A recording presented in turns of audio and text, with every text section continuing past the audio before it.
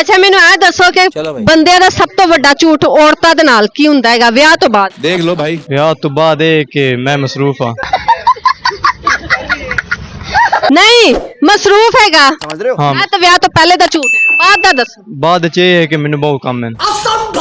ਇਹ ਵੀ ਪਹਿਲੇ ਦਾ ਝੂਠ ਹੈਗਾ ਕਿ ਬਈ ਮੇਰੇ ਕੋਲ ਕੰਮ ਬਹੁਤ ਹੈ ਮੈਂ ਗੱਲ ਨਹੀਂ ਕਰ ਸਕਦਾ। ਨਹੀਂ ਵਿਆਹ ਤੋਂ ਬਾਅਦ ਤੇ ਹਰ ਟਾਈਮ ਬੁੱਢੀ ਦੇ ਨਾਲ ਹੋਣਾ ਹੁੰਦਾ, ਉਹਦਾ ਝੂਠ ਕੋਈ ਦੱਸੋ। ਨਹੀਂ ਪਹਿਲੇ ਉਹ ਇਹ ਕਹਿੰਦਾ ਕਿ ਹਰ ਟਾਈਮ ਮੇਰਾ ਤੇਰੇ ਵਾਸਤੇ ਹੈਗਾ ਤੇ ਬਾਅਦ ਚ ਕਹਿੰਦਾ ਨਹੀਂ ਮੈਂ ਮਸਰੂਫ ਹਾਂ ਬਹੁਤ ਕੰਮ ਹੈ ਮੈਨੂੰ। ਬਹੁਤ ਟਾਈਮ ਹੈਗਾ ਮੇਰੇ ਹਾਂ ਜੀ कुछ भी। ਬਹੁਤ ਟਾਈਮ ਹੈਗਾ ਮੇਰੇ ਕੋਲ ਜੀ ਕਿ ਬਹੁਤ ਕੰਮ ਹੈਗਾ ਮੇਰੇ ਕੋਲ। ਵੀ ਬਹੁਤ ਕੰਮ ਹੈ ਨਾ, ਅੱਛਾ ਅੱਛਾ ਮੇਰੇ ਕੋਲ ਵੀ ਵੇਲਾ ਹੀ ਕੋਈ ਨਹੀਂ ਹੈਗਾ ਤੇ ਹੁਣ ਮੇਰੇ ਕੋਲ ਬੜਾ ਟਾਈਮ ਹੈਗਾ। ਤੁਸੀਂ ਵਿਆਹ ਕਦੋਂ ਕਰਾਣਾ? Good question। ਜਦੋਂ ਮਾਂ ਪਿਓ ਇਜਾਜ਼ਤ ਦਿੱਤੀ ਕੀ ਬਣਨ ਦਾ ਇਰਾਦਾ ਹੈਗਾ?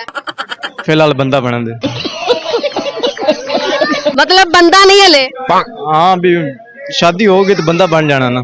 ਅੱਛਾ ਸ਼ਾਦੀ ਹੋਣ ਤੱਕ ਬੰਦਾ ਕੀ ਮਤਲਬ ਕਿ ਸ਼ਾਦੀ ਹੋਣ ਤੋਂ ਬਾਅਦ ਹੀ ਬੰਦਾ ਬਣਦਾ ਹੈਗਾ? ਪਹਿਲੇ ਜ਼ਿੰਮੇਦਾਰੀਆਂ ਆ ਜਾਂਦੀਆਂ ਹਨ ਫਿਰ ਉਹਨੂੰ। ਜ਼ਿੰਮੇਦਾਰੀ ਬੰਦਾ ਸੰਭਾਲਣ ਜੋਗਾ ਹੋ ਜਾਵੇ ਉਦੋਂ ਬੰਦਾ ਬਣਦਾ, ਬਿਲਕੁਲ ਜੀ। ਉਸ ਤੋਂ ਪਹਿਲੇ ਨਹੀਂ? ਨਹੀਂ ਉਸ ਤੋਂ ਪਹਿਲੇ ਜਾਨਵਰ ਹੀ ਹੁੰਦਾ।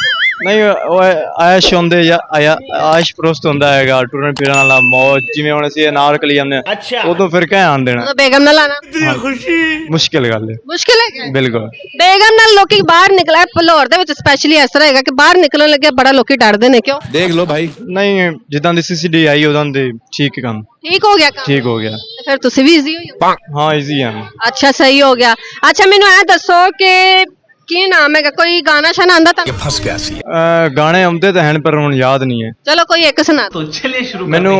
ਰਾਏ ਮੁਹੰਮਦ ਖਾਨ ਅਸਰਾ ਦੀ ਬੋਲੀ ਯਾਦ ਹੈ, ਸੁਣਾਓ। ਸ਼ਾਲਾ ਨਜ਼ਰ ਨਾ ਲੱਗ ਜਾਈ ਮੇਰੀ ਅੱਜ ਮੈਂ ਤੈਨੂੰ ਬੜਾ ਵੇਖਿਆ। ਕਿਉਂ ਵੇਖਿਆ? ਤੁਸੀਂ ਸੋਹਣੇ ਲੱਗੇ। रहा नहीं जाता तड़प ही ਅੱਛਾ ਅੱਜ ਕੱਲ ਦੀ ਨਿਊ ਜਨਰੇਸ਼ਨ ਨੂੰ ਕੀ ਪੈਗਾਮ ਦੇਣਾ ਚਾਹੋ? चलो भाई। ਮੈਂ ਉਹਨਾਂ ਨੂੰ ਇਹ ਕਹਾਂਗਾ ਕਿ ਮਾਂ ਪਿਓ ਜਿਹੜੇ ਹਨ ਨਾ ਉਹ ਸਾਡੇ ਵਾਸਤੇ ਬੜਾ ਕੁਝ ਕਰਦੇ ਹਨ ये बात। ਤੇ ਅਸੀਂ ਉਹਨਾਂ ਦਾ ਆਖਾ ਮੰਨਣਾ ਚਾਹੀਦਾ ਸਾਨੂੰ। ਲਵ ਮੈਰਿਜ ਕਰਾਣੀ ਕਿ arrange? Good question। Arrange arrange? ਜੀ। ਲਵ ਤੇ ਅਰੇਂਜ ਵਿੱਚ ਕੀ ਫਰਕ ਹੈਗਾ? ਲਵ ਬੰਦਾ ਉਹ ਹੈਗੀ ਜਿੰਦੇ ਵਿੱਚ ਬੰਦਾ ਸ਼ਾਦੀ ਕਰਾ ਕੇ ਪਛਤਾਉਂਦਾ ਹੈ ਤੇ ਅਰੇਂਜ ਹੁੰਦੇ ਵਿੱਚ ਜਿੰਦੇ ਵਿੱਚ ਬੰਦਾ ਖੁਸ਼ ਰਹਿ ਜਾਂਦਾ ਹੈ। ਕੁਛ ਰਹਿ ਪੈਂਦਾ। ਹਾਂਜੀ ਬਿਲਕੁਲ। क्या बात है सर। ਚਲੋ ਮੇਰ ਦੀ ਬੰਦ